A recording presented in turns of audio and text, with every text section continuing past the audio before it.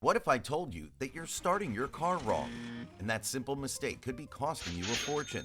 Today, we're talking about how to start your car the right way and the mistakes you need to avoid. Let's get to it. Alright, so picture this. It's a frigid winter morning. You're already running late for work, and you slide into your car. In a rush, you slam the key into the ignition and crank it for what feels like an eternity.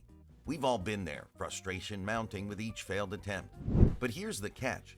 Holding that key too long isn't just a drain on your battery, it's a starter motor killer.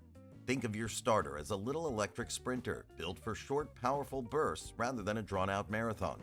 If your car doesn't roar to life in about 5 or 6 seconds, it's time to ease off. Give it a breather, say about 10 seconds before trying again.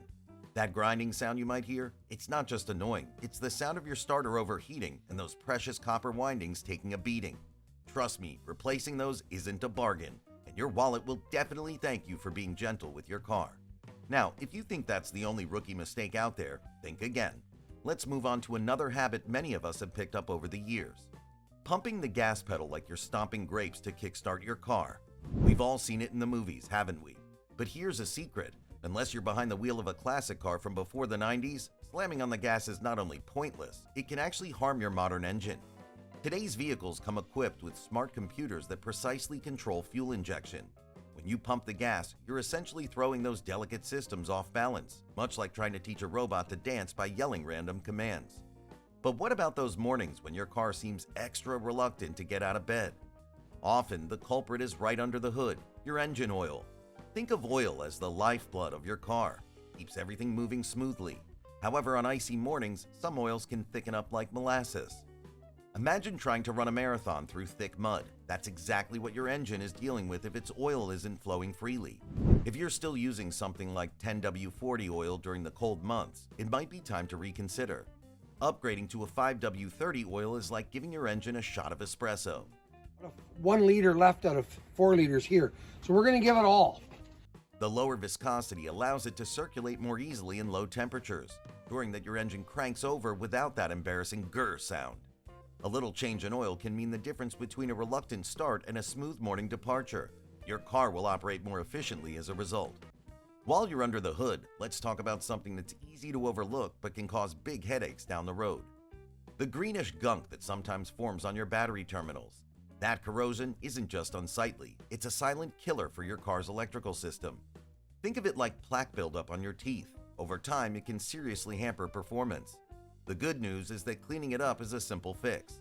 All you need is a bit of baking soda mixed with water to form a paste. Scrub the terminals gently until they're sparkling clean. You'll be amazed at the difference it makes. While you're at it, consider the age of your battery. It might be time for a test. Many auto parts stores offer free battery testing. A weak battery doesn't just make starting your car a chore, it can also put undue strain on your alternator, leading to even more expensive repairs.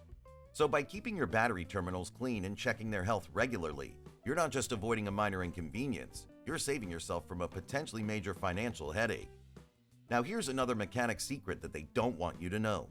Stop relying on sticky notes and hazy memories for car maintenance. There are tons of great apps out there that can help you track everything from oil changes to tire rotations.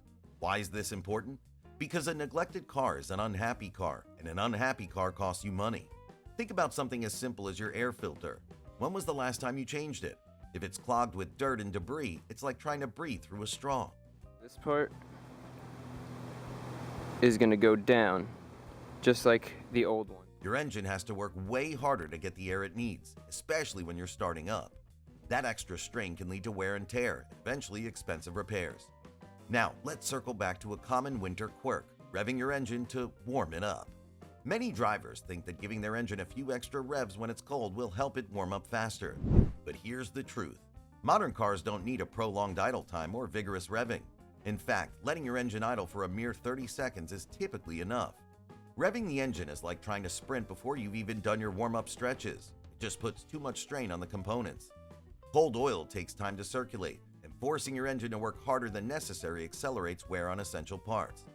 Instead of overworking your engine, start your car, let it idle briefly, and then ease into your drive. This method not only warms your engine more effectively, but also saves fuel and reduces unnecessary emissions. In the long run, your engine stays healthier, and you avoid burning money on premature repairs.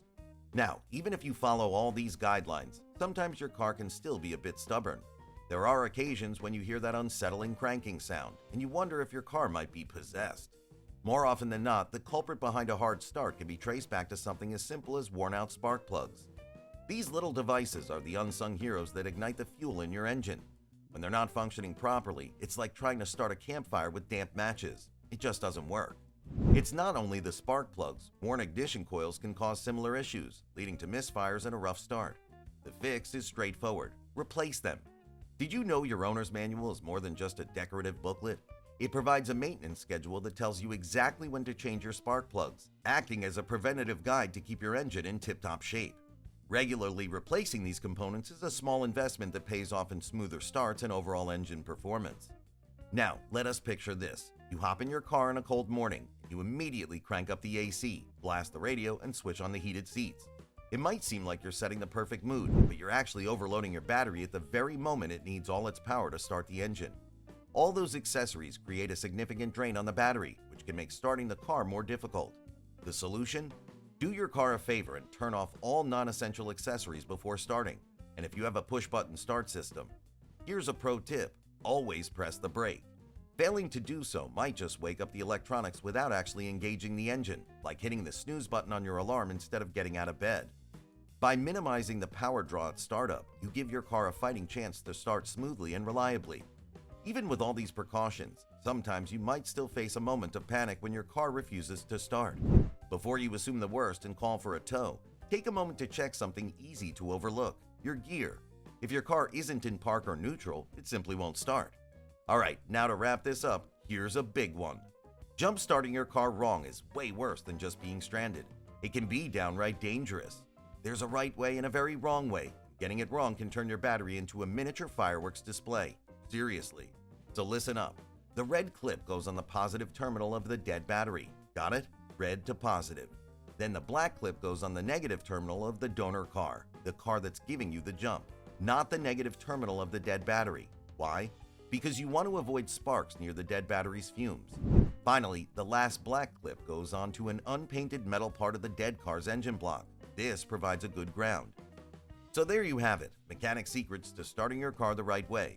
Ditch those bad habits and your engine will thank you with years of reliable service. If this video saved you from a tow truck, call. Please subscribe to our channel, it surely helps us grow. Drop a comment below with your car horror stories. The more ridiculous, the better. Oh, and don't forget to check out my previous video, 10 secret engine maintenance tips mechanics don't want you to know. Until next time.